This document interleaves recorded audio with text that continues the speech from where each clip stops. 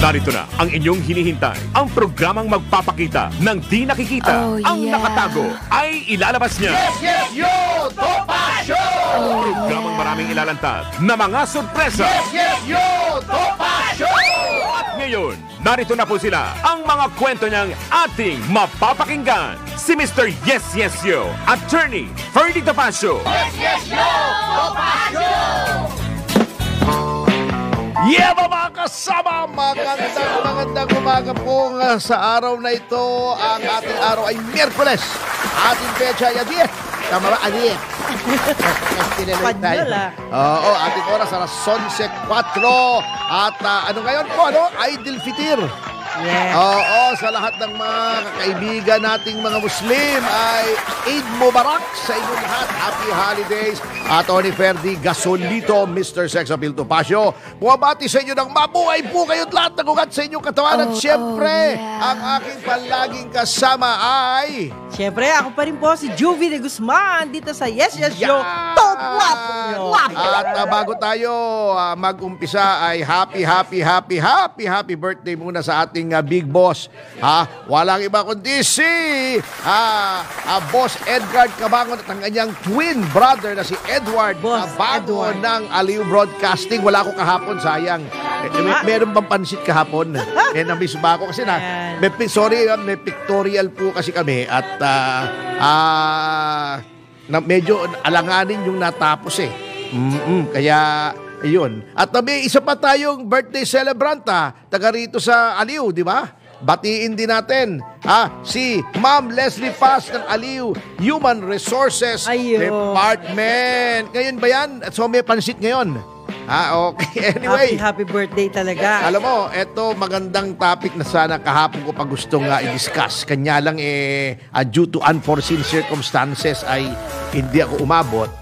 Etong question ng ROTC sapagkat Ma'am Jubes talaga. Grabe yan Madam Jubes, itong bukas pala ay meron na ang pasok at tatalakayin na bago daw mag-sine die adjournment ang ating Senado sa Mayo next month na yun, yung usapin na whether or not gagawing mandatory ang ROTC. Natatanda mo yung ROTC? Yes. Dumaan ako dyan yung Reserve Officers Training Corps. Yan.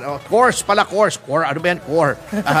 Parang, kasi cadet corps nalito tuloy yung course. Yan. Pero attorney kung tatanungin natin yung iba, at ako rin, kung tatanungin mo, mas gusto ko yan. Ako, nag-ROTC ako. Kaya hindi tayo takot sa init, hindi tayo takot dumapa sa lupa, gumapang-gapang. Marunong tayo mag-field strip ng 45 at saka ng M16. At marunong tayo mag-uniforme. Yun nga feel ko yung uniforme ko nung shooting nung Mama sa Pano Kaya din ako, battle fatigue ako Wow. Battle fatigue, camouflage. Urban pero camouflage. Pero nung panahon ninyo, ganito ba rin kainit? Kasi ako, nainitan din ako nung time na yun Mainit, syempre. Kasi sinasanay ka sa init kasi sa paggera, pagka nakikipagbarilan ka sa kalaban, hindi ka pwede mamili di ba? Hindi ka nakapayong ka. Mahirap yun. Umabaril ka isang kamay, yung isang kamay mo, hawak ka nakapayong.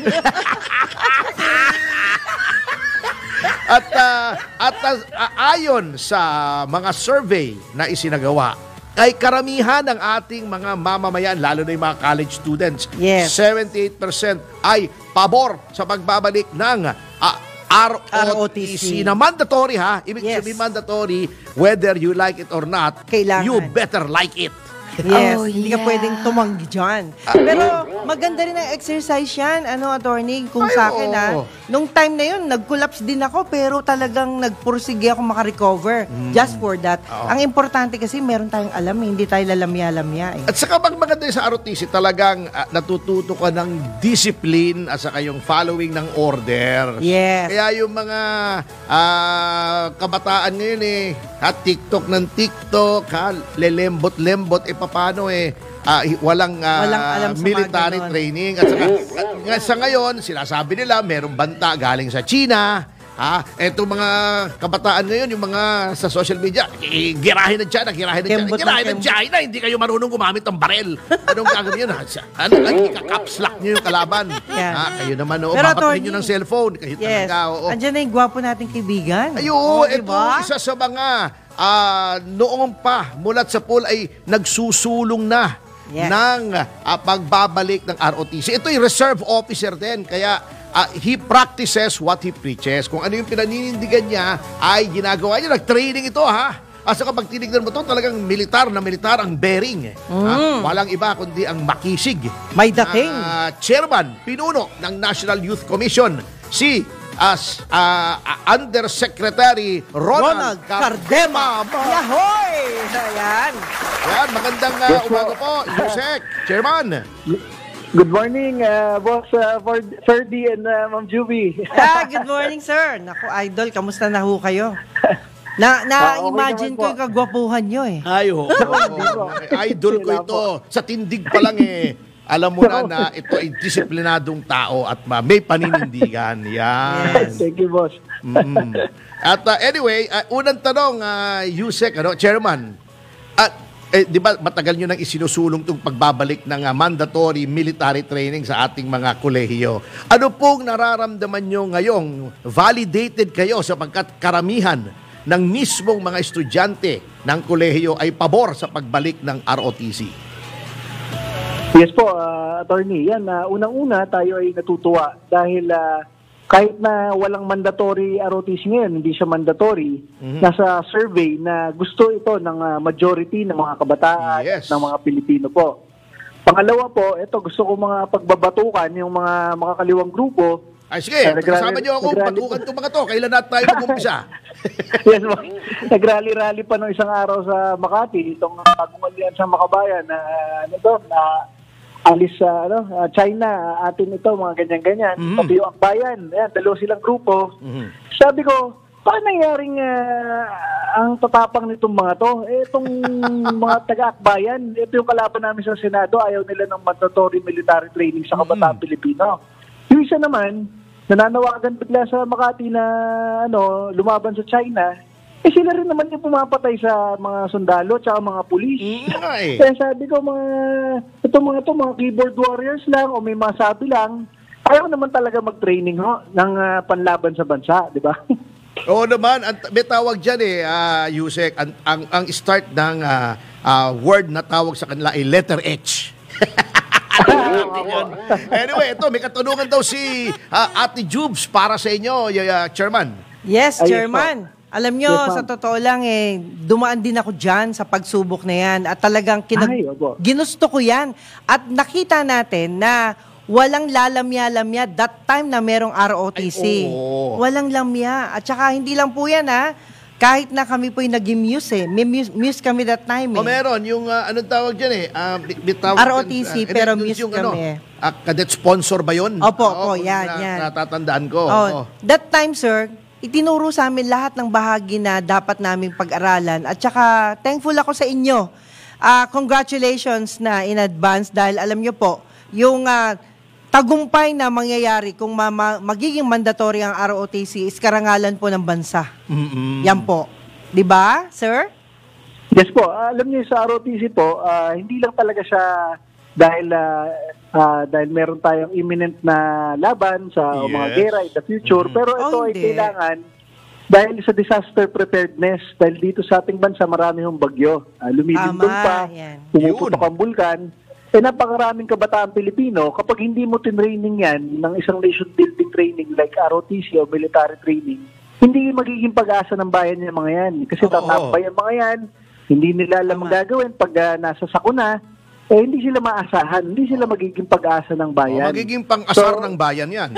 Yan, ganyan nangyayari, boss. Lalo na pag nanghihikayat pa itong mga kaliwang grupo, di ba, labanan ng gobyerno. Opo, maling-mali yun Walang-wala talaga. Kaya kailangan talaga ibalik tong ROTC kasi mawawalan ng recruitment ground yung mga lefties sa mga universidad pag binalik po natin. Nadali nyo, yun! Sabi nga nila, yun! Yun na. Pero Yusek, wag mo kayong titigil sa inyong laban. Dahil una-una, hindi ho palaaway ang mga Pinoy, actually. Hindi naman palaaway tayo. Kung sa pagtatanggol, pwede natin pagtanggol yung sarili natin, pero ang point natin sa paglalabang ito ay para din magkaroon tayo ng kaalaman, lalo ni mga kabataan na lalamya-lamya, mawala ang kanilang lambot, kundi mapatigas nila ang lahat ng mga dapat patigasin sa kanilang katawan, lalo Ayun, yung mga muscle. Yan. Oo, muscle Diba? control. Iba naman yung muscle control pala. Sorry, oo. Oh, yeah. Alam niyo, tama kayo dyan, attorney, tsaka Ma'am Juby. Kasi Opo. isipin niyo, ang ROTC kasi, once a week lang yan. Kapag Yes. ginawa nating mandatory. Pero dun nga sa Korea, 2 years, dire-diretso, military totoo, training sa lahat Korea. ng lalaki. Sa Singapore Kahit din po. artista ka. O yan, pati yan, boss, Sa Singapore po, kasi meron po akong kaibigan sa Singapore na banker siya ngayon. Pero noong siya ay estudyante, can you imagine, anak siya ng isang miyembro ng gabinete ni Lee Kuan Yew. Pero, Yes, boss. nag-national service siya sa Singapore. Yan. Yun ang kailangan, boss, eh. Kasi, pag tinignan ninyo, ang populasyon ng Singapore, siguro less than 10 million.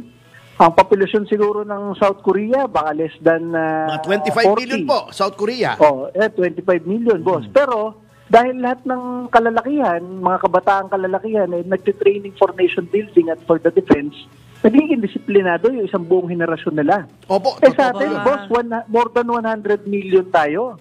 More than 50 million yung kabataang Pilipino. Pag hindi mo tinuruan ng training yan, hindi niyan alam kung anong gagawin. Tumatambay lang yan, nag-iisip ng mga walang magawa sa buhay, nag-games lang. Bakit natin hindi, kung gusto ng kabataan Pilipino ng thrill o ng something na pagbibigyan ng enerhiya nila, eto, pagtatanggol sa bansa, pagligtas sa ating mga kababayan, pagpanahon ng sakuna, ito pinakamagandang worthwhile activity, boss. Pwede ba akong magsumbong, attorney? Oo, teka muna. Pero alam nyo, baka akala kasi nung iba, or bine-brainwash ng mga kaligweteng grupo, Oo. na puro pagmamarcha, paghahandle ng barel, pag-uniforme ang tinuturo sa ROTC. Ay dapat malaman po nila, Chairman, na at tinuturo din sa ROTC, unang-una, yung civics, yung katungkulan ng isang mamamayan para sa kanyang bayan. Oo, Yan, tama tinuturo yan, po yan. boss. Lecture yan. May mga lecture po ang ROTC, hindi puro march yan. Yes. May lecture kami noon.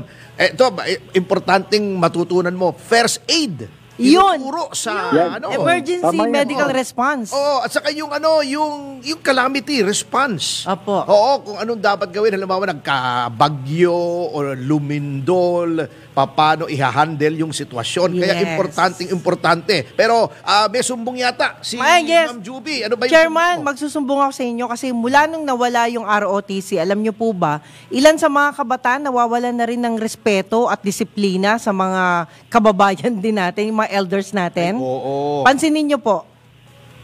Ayan, ganyan talaga, ma'am. Kasi isipin niyo sa ROTC, kailangan mong umattend ng mga seremonya para sa bansa, flag ceremony, nagko-colors kayo, yung ginagalang niyo yung watawat ng Pilipinas. Oo, may wreath laying kami. Lahat ng mga holidays, ganyan, nandun boss, kami. replaying. Yun.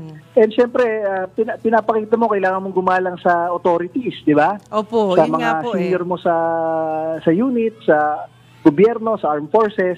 Doon nai-instill yung pagiging Yes, correct. paggalang mo sa gobyerno, Napaka-importante. di ba? Opo. Kung walang ganun, boss, katulad tong ibang kabataan, hindi nagdaan ng kahit anong military training, kahit Boy Scout, hindi naman lang nag-Boy Scout, tapos ang magre-recruit pagpuntang kolehiyo, mga makakaliwa. Yun. Anong asahan mo Yun ang talagang nangyari. madala sila sa mas Yun, panglandas? madaling madala. Oo. Anyway, on the other side naman, kami kasi po sa Citizens Crime Watch, nung gumagawa Yes, kami boss. ng aming manifesto in support ng ROTC, meron naman pong other side na nagsasabi, na nagrereklamo. Yun daw, may mga abuso daw minsan sa ROTC, katulad ng hazing, yung binubugbog, yung mga bagong mga kadete, etc. Paano po kaya natin i-address itong mga reklamong ito sa inyong pananaw, Chairman? Yan, boss. Siyempre, in any organization, in any training, minsan merong umaabuso, and gusto natin malaman yung mga ganyan kasi gusto natin ibalik yung mandatory ROTC, pero wala nang mga ganyang experiences like before, boss. So gusto natin ng mas matibay na grievance committee sa pagpapatakbo ng ROTC. Baka hindi lang Department of National Defense ang gagawa ng mga policies dyan and program of instruction kasama yung CHED, TESDA, DepEd, NYC para mas sigurado tayo na walang abuso. Kasi dati, sir, sinasabi ko nga, dati kapag ikaw opisyal ng armed forces, may kaso ka, minsan tinatanggal ka muna sa field, ginagawa ka muna ng ROTC commandant. Sabi ko, hindi pwedeng ganun. Dapat nga modelong opisyal lang ilalagay mo dyan kasi binomold yung mga kabataan Pilipino towards nationalism. So, yun ang isa nating aspeto na na-erase na po sa Senado during hearing ng ROTC. Gusto natin yung mga model officers ng armed forces, ng PNP, at ng disaster preparedness groups ang ilagay para po maging modelo sila ng mga kabataan Pilipino po na nag-ROTC. Yun. Oo. Alam nyo, natatandaan ko pa yung commandant namin. Kasi hindi pangkaraniwan yung apelyido niya. Chairman, si Lieutenant Ubas. Nasaan na kaya yun? Baka nakikinig siya. Shout out naman sa kanya. Magpakita naman kayo for all time's sake. Oo. Lieutenant Ubas, kaya tanda ko Ubas Opo. Oo. And then natatandaan ko pa yung sponsor ko noong sa Kadete, si Rubil Yamado, ang alam ko napakagandang dilag. Anyway, nasaan na kaya yun? Nasaan na kaya yun? Alam ko last time nasa New York So talagang I have really fond memories of ROTC. Yan. At hindi lang yan, nami-miss ko rin si Colonel Moran ng FEU. Yan yung isa sa mga ng ROTC head namin dati. Yan. Pero Saka boss, gusto rin pala nating sabihin doon sa ibang opisyal ng gobyerno. Ang dami kasing opisyal ng gobyerno.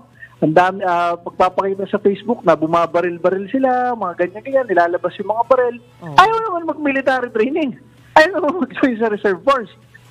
Ano mangyayari doon sa pagpapakita ng mga baril-baril nila? Ayabang lang yun. Alam ko, may isa akong nakikita dyan yung dating commissioner ng COMELEC.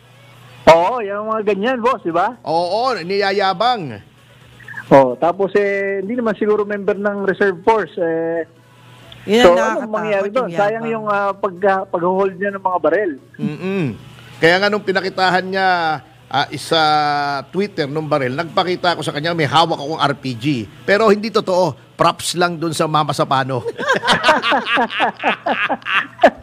Ang daming nag-criticize sa akin, bakit daw ako may RPG, ganun-ganon, bawal daw yun. Teka muna, props ito Hindi ito totoo. Obvious naman isang braso hawak ko yung RPG, nakataas. Di ibig sabihin ang gaang nun. Hindi naman ganun kagaangan tunay na RPG. Niloloko ko lang itong kaibigan nating napakagandang babae. Ayun. Anyway, bago tayo mag-break, Chairman, meron ba kayong panawagan sa ating mga senador na bago po mag-adjourn sa Mayo, ang Senado ay pagbobotohan na itong bill na ito na nagbabalik sa pagkamandatory ng ROTC? Yung mga kumokontra dyan, may mensahe po ba kayo? Yes, boss. Gusto natin na manawagan sa ating mga legislators, sa ating mga senador, na itong ROTC bill ay ginawa ng priority measure noong 2022 pa lang, nasona ng Pangulong Marcos at naaprubahan na ito sa LEDAC. Nakapending lang sa ating Kongreso, 19th Congress din sa Senate. So baka naman gusto nating i-approve, di ba? Kasi nanawagan tayo na ipagtanggol ang ating bansa and everything. Hindi natin tinuturuan ng mga kabataan kung paano ipagtanggol. Hindi naman pwedeng keyboard warrior lang lahat, di ba? Oo naman. So, kailangan ma-experience man lang nila kung paano mag-bivouac, kung paano mag-rappelling, kung paano mag-uniforme, kung paano bumarel, kung paano mabilit sa araw kahit konti. Heads down para hindi tinatamaan. Habang may dalang rifle. Importante rin kasi minsan na-experience mong mabilit sa araw o mag-bivouac sa bundok Oo. Kasi ma-realize mo yung stamina na kailangan mo pag nasa gera. Mas matindi nga po sa gera. At saka yung mga survival skills, paano mag-pitch ng tent. Survival skills. Oo, paano magluto maggawa ng apoy, walang mga pagkain sa bundok. Kaldero, walang kaldero. Tama yan, boss. Oo, kaya tayo, pinupush po natin talaga na ito, ipasa na sana ng Senado ngayon bago mag-adjourn ng Congress ngayong Mayo po. Maipasa na para makatulong sila sa bagong school year na papasok na mandatory ROTC na po. Yes, tama.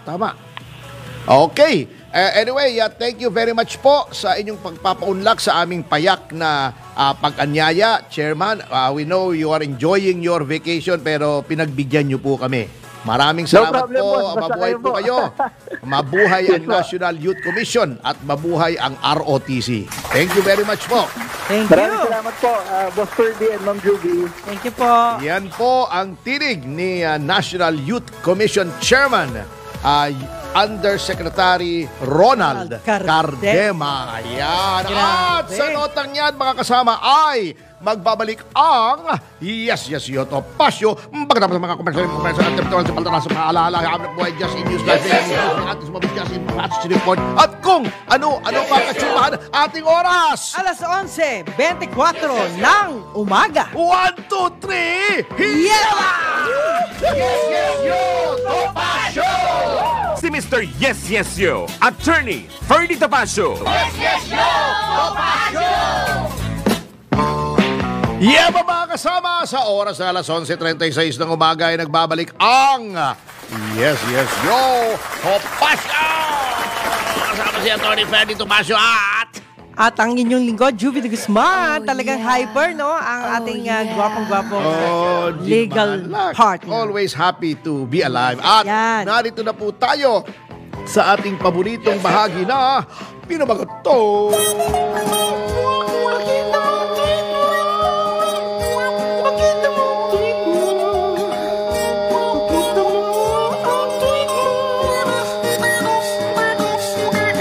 Pakita mo, tweet mo, uy.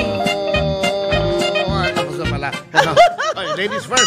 Ang galing-galing. Mag-Jim Diba? Paredes ka na. At syempre, mga kaibigan, alam niyo naman sa tweet na po yung mga nagmamahal kay Atty. Ferdy Topacio. Binabati po nating lahat, lalo-lalo na Siyempre. yung mga officers and members ng Citizens Crime Watch. Yes, palagpakan natin sa pangunguna ng ating Pangulo, si Boss Jigs Magpantay. By the way, shout out sa lahat ng miyembro ng Citizens Crime Watch. April 28 po sa Chaong, Quezon, ang ating National Convention na ating tinatayang dadaluhan ng mga mahigit kumulang 3,000 Wow! na mga opisyales at mga miyembro ng Citizens Crime Watch. At syempre, pagbati pa rin pinapaabot natin sa lahat ng mga friendship natin sa loob at labas ng bansa. Lalong-lalo na, sir, yung mga taga-Facebook Ayan. at YouTube account. Yan. Okay, Salamat banat po. na. Ikaw na muna. At syempre, Boss Edgard and Ladies Boss first. Edward once again, a happy birthday to you. Attorney, kanta tayo. Happy birthday to you. Cha-cha-cha. Happy birthday to you. Cha-cha-cha. Happy birthday, happy birthday, happy birthday to you. Oh, Cha-cha-cha. Ayan. Ayan. Maganda ako mamaya ng spaghetti. Yan. Para sa Okay. kanila. Hindi. Alam nyo, napakaswerte ho natin kasi hindi man natin nakikita yung ating mga bossing. Nagpapasalamat tayo dahil patuloy tayong binibigyan ng mahabang buhay. Oo. Diba, attorney? Doon tayo nagiging thankful. And not only Hindi ka ba bumabati? lahat na sila. Lalo na si Mr. Peralta. Ayan. Yan, si Katirs. Katirso. Anyway, bigyan lang natin ng pugay ang mga laging nakikinig dito, ha. Umpisahan natin kay Vic ng Bustos. Happy Ayotan, mga kayayotan. Hindi, kasi yes, yo, Topacio, yayot. Opo. Oo. Ang galing talaga. At meron pa po, na mga naririto ngayon na walang iba kundi sina yan, ang Alembong Party List, Oh, yeah. Phil Carlos, Romy Malyari, Vic ng Bustos na nabanggit na natin kanina, si Kim, si Little Boy, at si Mr. Montero. Hindi na natin babanggitin yung iba't na medyo marami pa tayong tatalakayin. Pero nandyan din si Michael Guy, si Rolly Mendez Tomas, Yeah, si baby. Ryan ang Attorney Raul Paras. Yan. Wow naman. Nakikinig palagi yan. Si Cathy Palamos, si Andrew Tan, si Willie Keng, William Gatchalian, Louie Gamboa, Ayan. si Alex Cruz. Oh, at yeah. siyempre, nabanggit na natin si Katirso at saka si Check. Doc. Kalay. Oo. Doc Melvin. Si Doc Yan. Melvin, Yeah. oo. At syempre si Doc MJ. Yan. Magandang doktor. Na nasa US ngayon. Hello, Doc. MJ Evangelista. Oo, ito, may good news and bad news pala, no? Ayaw po. Oo. Nato Reyes pala ang kuryente. Bumaba. Bumaba. Di ba, Nato Reyes, baba eh. Oo. Bumaba. Alam mo, may istorya dyan eh, nasa elevator. Ha? Ayaw bumaba. Hindi, naghihintay ng elevator si Nato Reyes pagbukas. Nandun si Teddy Casino, saka si Sara Elago. Sabi niya, bababa. sabi ni Nato Reyes, ninyo. Ninyo. Ninyo. Ay, grabe. Kala niya, siya ang pinaparinggan. Anyway, bumaba ang kuryente ng konting-konti lang naman. Ang problema, tumaas naman ng malaki ang presyo ng diesel at gasolina. 1.55 kada litro ng diesel at 1 Gis ang gasolina. Ba't ang laki na sa diesel? Ang ginagamit ng mass Baliktad transportation, na bus, jeep, di ba? Ay, diesel. Opo, diesel. Diesel. Yan nga yung naging problema ko ng pandemic, attorney, dahil mas Diesel? mahal ang diesel kesa doon sa talaga, yung mga premium, yung gano'n. Pero alam niyo po, ito yung problema. Bakit yung ginagamit ng mga mahihirap ay napapamahal? Oo. Nagkakagano.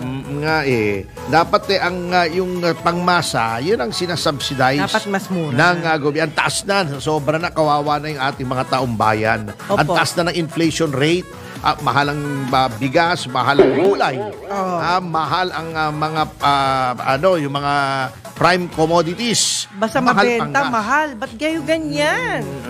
Ay, hindi lang yan. Ito nakakatuwa, attorney. Kita nyo, nagbigay ng 100K na pabuya si Chavit, no, na humuli sa kanya. Parang ang initiative dito, kung kayo merong common sense, nung iba nating mga kababayan, ang common sense ho dito, ibig sabihin, galingan ninyo, lalo na yung mga enforcer, huwag kayong mamili ng huhuli. Huwag kayong magsisino. Ayun. Kita nyo, natanggal tuloy si Sino? Si MMDA, di ba? Si Colonel Nebriha, di ba? Dahil dun sa paniniwala niya sa tao niya na agad-agad parang absuelto lang, di ba? Which is, yun yung medyo mali. Yan. Anyway, ito ngayong tag-init, hindi lamang, mamaya ay tatalakayin natin yung heat stroke. Opo. Pero, talakayin din natin yung mga paraan bago tayo mag-break, Alam yun? Okay. May suspense ba? Ano suspense? Suspend lang. Sorry. Correction. Yan. Ayan. Hindi, tama naman. Tinanggal pansamantala. Pansamantala. Panusot. Sir Bong, sorry. Alam mo naman, kaibigan din natin yan. Pero syempre, ayon lang yun sa netizen. Kaya tayo nagbasa ng sa kanila. Anyway. Sabi lang nila. Sige, salamat. Itong tag-init, hindi lamang dapat ingatan ang sarili sa heat stroke, ngunit lalo pong nagiging tumataas yung posibilidad ng sunog sa bahay. Hindi lang yan, yung mga halaman nasusunog na agad, Oo, yung mga apoy. yung mga brush fire, lalo na sa ibang parte. Buti sa Pilipinas, hindi masyadong problema yan. Yes. Pero, alam mo, tatalakayin natin yan, babalikan natin yan, bigyan natin sila ng pointers kung paano makakaiwas sa sunog. At ang isang importante dyan na dapat tandaan ng lahat para makaiwas ng sunog ay huwag maglalaro ng apoy. Anyway, tatalakayin natin yon sa pagbabalik ng Yes. Topacio. Ating oras, alas 11:44. 1, 2, 3. Topacio! Si Mr. Yes, Yo, Attorney Ferdy Topacio. Topacio! Yabam! Mga kasama, nagbabalik ang Yes, Topacio sa oras alas 11:48. Attorney Ferdy Topacio at Juvie de Guzman, maraming salamat po sa inyong pananatili. Yan. Attorney, ang problema natin ngayon yung napakainit na panahon. At ito, naglabas ang ating Bureau of Fire Protection Opo. ng mga pointers para maiwasan ang sunog. Yan. Ito, bibilisan lang natin. Ito naman, common sense naman yung iba. Alam nyo, ito mahalaga. Kasi yan palang kung substandard, ito, lahat ng Pilipino meron ito, I'm sure. Yes. Yung charger ng cellphone.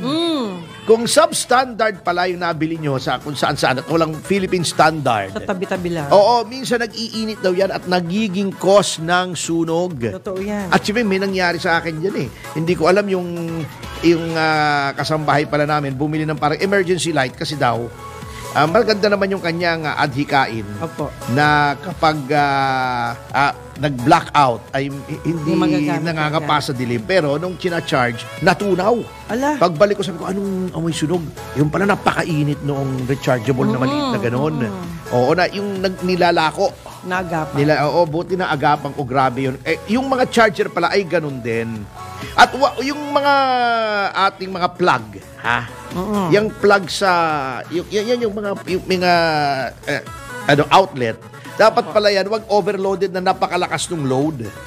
Yang plug kasi pag marami daw yan, lalo na yung mga iba, di ba, isang plug lang. Marami silang kasangkapan. Octopus, bumibili sila ng ganong charger na yung marami. Opo. Yun, tingnan nyo yung rated na wattage. Opo. Kung yun sobra, iinit yun, maaring masunog. Ayun mo yung plug. Di ba, plug? Alam mo, galit na galit yung isang kaibigan kong Chinese dyan na nag-aaral ng Ingles. Bakit po? Hilong-hilo siya eh. Sabi niya sa akin, nung isang beses galit na galit, sabi niya, alam mo, ako ayaw ko na alal Ingles. Ha? Bakit? Kala ko may English lessons ka. Ako, lito eh. Bakit? Kita mo ha? Yung bandela, ang tawag plak. Plak daw eh, plak. Plak. Oh, yung palaka, plak. Yung itim, plak. Saksakan ng kuryente, plak. Plak pa rin. Lahat plak. O sila ulo. Patay tayo dyan. Anyway. Diba? Yun ha. Iwag yung... and then, tingnan nyo rin yung inyong koneksyon. Lalo na kung may... Ang sabi sa akin ng isang electrical engineer na nagme-maintain ng bahay, every 10 years pala, Jubes, ay chine-check yung kuryente, yung electrical, buong wiring ng bahay. Ala. Kasi pala sa tropical setting katulad natin, di ba nasa kisame yung mga kawad natin ng kuryente. Yan pala, di ba naiinitan pag summer. Yes. Yung insulation pala niyan, lumulutong nagka-crack. Minsan, inangat-ngat pa ng daga. Daga, yan. Oo. Dapat daw yan tinitingnan. Wag na kayong magtipid mga kababayan. Konting halaga, baka ang kapalit naman ay yung buong bahay nyo at lahat ng ari-arian nyo ay masunog. Dapat manawagan tayo sa mga electrician. Oo, every 10 years. Pag naman kayo maningil na perbutas, sabi nga sa akin, perbutas ho ang bayaran. Ganun ba? Grabe naman. Wag naman. Tulungan na natin yung ating mga kababayan. Ito ba, sabi ng ating BFP. Okay. Lalo na yung mga LPG ha. Papatayin daw yung valve ha. Yung switch, yung sa ibabaw pagka hindi ginagamit. Huwag pababayaang may niluluto ha, at nakakalimutan nyo, sunog na pala, baka maging sanhi ng sunog. At saka yung mahilig mag-ihaw, syempre common sense. Ingatan natin yung ang tawag doon charcoal, yung uleng. Opo. Oo, baka mahulog yung uleng sa papel o yung mga dahon, ayun, magiging sanhi. Oo. Naman. Yung mga ang huli na yung sa mga nagyoyosi diyan. Yan. Ayun, ako hindi ako nagyoyosi eh. Hindi ako nagyoyosi eh. Pero yung mga nagyoyosi diyan, ingat kayo, baka kayo makatulog, nasa kaba kayo, nagyoyosi kayo, bumagsak yung yosi sa kutsyon, sa punda. Hindi lang mabaho eh. Baka maging sanhi rin ng sunog. Natutulog ka. Nagyoyosi ka sa sobrang relax mo. Sarap. Ayun, pumunta sa punda, doon sa mattress. Yun, nasunog o tumama sa kortina, patay tayo dyan. Yun na. So, mag-ingat tayo. Di ba may kasabihan nga, hindi bali ng manakawan ng 10 beses. Wag lang masunugan ng 1 beses. Yes. Kasi simot lahat, baka ikamatay pa ninyo o ng mga mahal nyo sa buhay. May tama ka dyan. Lagi naman akong malakas ang tama. Pero natural high. Ano ba yung discuss mo nga mo? Hindi, ito nga, nakakatuwa na yung ating mga kababayan, updated naman sila sa pag-iingat sa sunog. Yan nga yung binigay mo idea, no? Pero kadalasan, yung mga batang maliliit pa, no? Yung mga lighter ng magulang nila, o kay pansindi sa sunog, eto pinababayaan din. Mga toddler nga, sir, kung makikita mo. 'Di ba? Marunong na rin sila ng mga ginagawa ng mga matatanda, pati pag-akyat nga kung saan-saan ninaakyat na nila. So, ibig sabihin ko yung mga toddler, nagagawa nila yung ganun. How much more yung mga 2 years old, 3, 4? Ayun ang pag-ingatan natin kasi yun, walang sense of danger. Siyempre, Yes, mga bata opo, pa. wala Yung silang mga alam doon. posporo natin, lighter Lighter, natin. yun nga po eh. Yun Oo. yung naging dahilan ng mga sunog na yan. At hindi lang yan, dahil nag-iinit nga yung ulo ng mga kababayan natin. Ayun pa. Can you imagine, attorney ha? Oo. Nagbigay nga, ito nga po, ito lang ha. Nagbigay si dating Governor Chavit Singson ng ng 100K doon sa mga nanghuli sa kanya. Ang point lang natin dito, bakit kailangan pang paabutin natin sa ganun? Basta ang importante lang isipin ng mga enforcer. Kung alam po ninyong mali, whether kung sino man yung hinulin ninyo, ay gawin yung parehas. Parehas ang Ang trato. ang penalty Oo. at ang trato, 'di ba? Bakit dati naririnig ko, ikaw ang boss ko. Sabi noon, 'di ba noon? Kasi Noy yun. Opo, ibig sabihin, hindi, what I mean, kahit ngayon, dapat ituring nating boss yung mga taong bayan. Para sa akin. Oo naman, siyempre, talaga namang, kaya nga ang tawag sa public servant. Opo. Ikaw ay naninilbihan sa publiko sapagkat ang publiko ang nagpapasweldo sa iyo Opo. sa pamamagitan ng kanilang mga buwis. By the way, Yon. speak of buwis, Abril na, bayaran ng buwis. Opo, wala pa tayong... Tayo dyan. ay magbayad ng buwis because ang taxes po ang lifeblood ng ating gobyerno. Oh, Wala tayong yeah. magdaraya sa buwis. Remember that. Alam nyo, mabigat man ay talagang kailangan kasi kung walang buwis, walang sweldo yung pulis. Yeah, baby! Ating kalye. Opo. Sinong gagawa ng kalye mismo? Yun. Sira. Oh, di ba? Sinong yung mga emergency nating mga public hospitals? At Ayan. lahat mawawalan ng public services. Delivery of basic services ay hindi magagampanan ng pamahalaan kung hindi kayo magbibigay ng buwis. Oh, At lahat ng yeah. buwis, kasi lalo na kami yung mga yung film company, ang dami Opo. naming buwis na Mas malaki yung binabayaran. obligation. Una-una, meron kaming amusement tax. Pagka-showing ng inyong pelikula, Ulit. hindi, tanggal agad 30% dun sa sa ticket Income. sales. Okay. Amusement tax, local tax po 'yon. Yan ay sinisingil ng local government. Yun. Then bukod diyan, yung local government pag kumika ng nag-permit kasi kailangan pag gumagawa ka ng pelikula ay may ang dami, may DTI registration ka, may BIR ka. Siyempre, may mayor's permit ka. Bukod sa, dapat naman may MTRCB. Buti yung MTRCB, maliit lang naman ang Opo. ang bayan. Ang yung business permit, depende naman sa gross sales yun. Gross hindi neto. Naku. Ibig sabihin, kung kumita ka ng 20 million pero nalugi ka, Babayaran mo pa rin yun. Yun ang bayad mo. Kaya, ang tsakit-tsakit. Sakit. Ayan. At hindi lang yan, sir. Pero bayad pa rin kami, siyempre. Ayaw naman nating mandaya. Plus yung income natin. Pero attorney, bilang lawyer, ano po ba ang parusa dun sa mga taong bumibili ng mga bakal na kinukuha sa mga kalye? Ito kasi meron nung namatay sa lugar namin, no, sa QC. Yung mga manhole Manhole. Oo. Yung takip noon, talagang ilang beses ang ninanakaw. Kawawa naman. Alam mo, sa mga ibang bansa, maiinggit ka, ang gaganda ng manhole nila, may design pa. Ba't dito sa atin, hindi nila nakaw. nakukuha. Oo, ang ganda, ang gaganda. At galing lang ako sa Korea, di ba? Opo. Yung mga kuha nila, antigo na. Yung mga manhole nila, at saka may mga Hindi design. madaling kunin. Oo. Hindi, madaling kunin yung kung kukunin mo. Wala namang mahirap. Kanya lang, hindi kinukuha kasi iniisip ng mga tao, pag kinuha ko to, baka may mahulog dito. Kawawa Yun, naman. dapat iniisip yun, di ba? At hindi lang yung attorney, mas gusto ko yung yung death penalty na sana matupad na yan kasi biktima rin ako ng Baka meron heinous crime. meron namang mga faction dito na gano'n eh. Anyway, Sige. talakayin natin yan bukas, yung death penalty. Maganda yan, ha? Ngunit sa notang yan ay magbigay daan na po tayo sa susunod na programang Balitang Bayan na Yun na. makakasama nyo po. Maganda kung alam natin kung sinong makakasama sa Balitang Bayan sapagkat parang bulaklak ang nakikita ko sa teleprompter.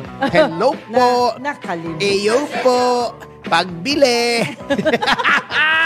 Ayan na. Kasama si Miss Jen Patrolya. Ngunit bago yan ay magbigay-pugay tayo sa lahat ng taong nasa likod ng tagumpay. Hindi lamang ng Yes, Yes, Yes, Topacio, kundi ng lahat ng programa dito sa DWIC 882 at Aliw 23. Okay, ang ating desk editor, si Drew Nasino, ating Technical engineer si Wenner Contehino, Jeneline Rico Hermoso, Ken Sale at Giljon Reyes. Ang ating broadcast IT si JV Dominguez. At yung ating teleprompter si Neil Joy Abella. Ang ating mga manunulat si Raisa Dadia na nakasama natin kanina. Si Mayan Palma at si Jen Patrolia. Si Ace natin si Yasmin Pantaleon, Daniela de Guzman, and Jacqueline Santos. At ang mga interns natin, isa pa lang ngayong duty, holiday kasi siguro, no? Si Andrial Javier. Kaya tawag po kayong alis sa susunod na programang Balik ang Bayan. Hanggang sa bukas po, nag-iiwan po kami ng mga katagang susupil sa inyong pagnanasa. Susupil sa inyong kasalanan. At titimo sa inyong kaisipan na huwag makiki panutrihin.